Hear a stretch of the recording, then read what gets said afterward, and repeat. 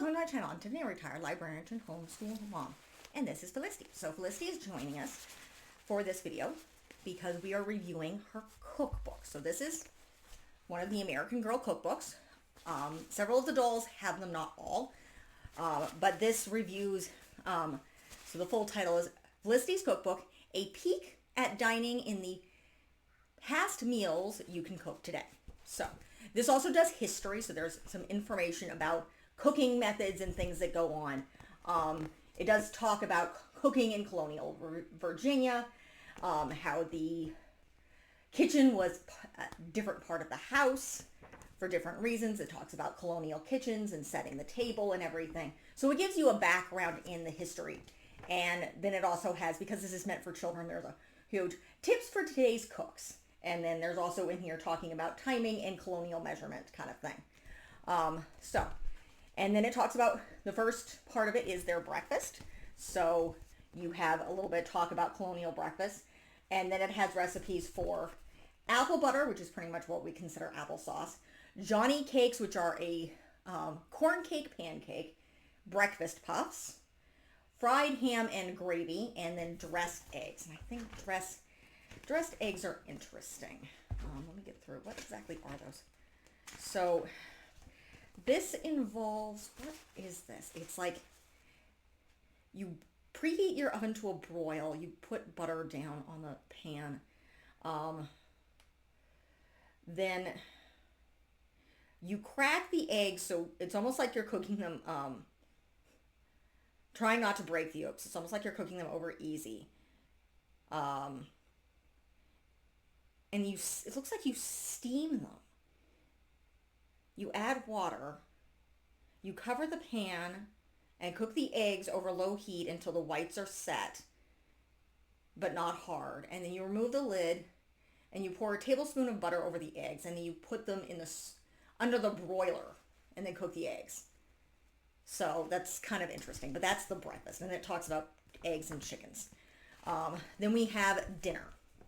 So this is, if this is their lunch, and could they have a supper thing on here, or they just talk about, I think they just have, if it's been a while. I have made Sally Loon buns, which are part of this, but yeah, it has breakfast, dinner, and then favorite foods. So in the dinner, it has a chicken pudding, veal balls, which are like a veal meatball, sweet potatoes and apples, which I don't know if I've made yet. The Sally Loon bread.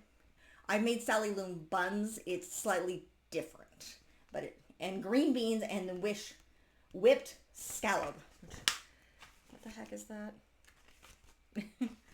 The Sally Loon bun. So this looks like almost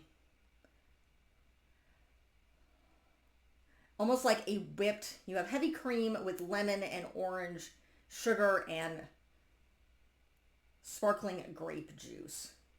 So you basically make whipping cream. You juice lemons and oranges and add sugar and grape juice, and then you kind of mix in until they're blended, and then you mix in the whipping cream. So that's kind of what that is. That actually sounds pretty good. Then we move on to favorite foods. And of course they talk a little bit about the cooking and everything through this. So I think I've made the veal balls, and I'm not entirely fond of veal, which is deer meat.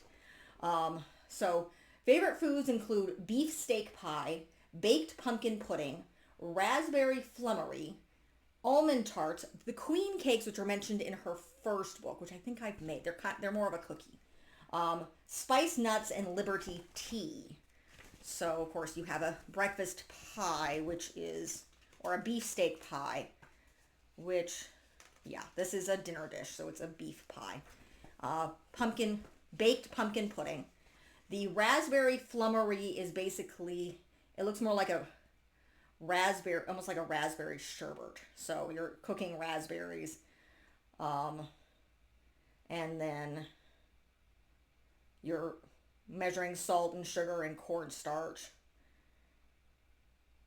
And you cook them together, and then you put them in the glass dishes, and they cool them. Almond tarts, which are just what they sound like. Queen cakes they're more of a muffin than a cake. So you have the queen cakes, which are basically just kind of little cakes with currants in them. We've made them. They're actually pretty good. And then the last spice nuts. And the Liberty tea is raspberry leaves, is water, raspberry leaves, and honey. There is a note here talking about tea bowls. No. Oh.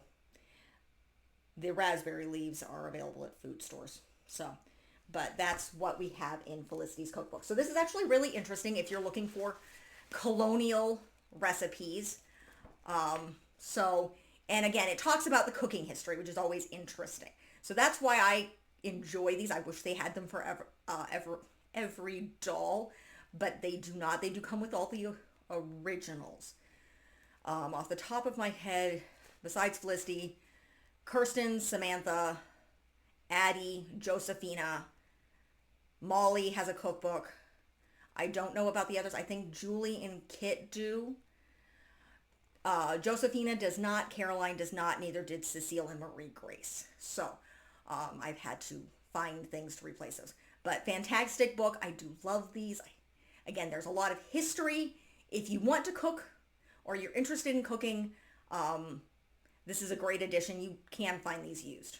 So just like, I should always note this, the vast majority of the books I'm reviewing for the American Girl, you have to find used. Most of them are not published anymore.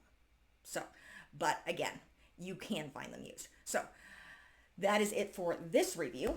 I will be continuing with more of Felicity's stuff as we go along. So if you like what you see, be sure to like and subscribe. Next month, I will be covering Miss Caroline Abbott, who was actually unfortunately not made for all that long.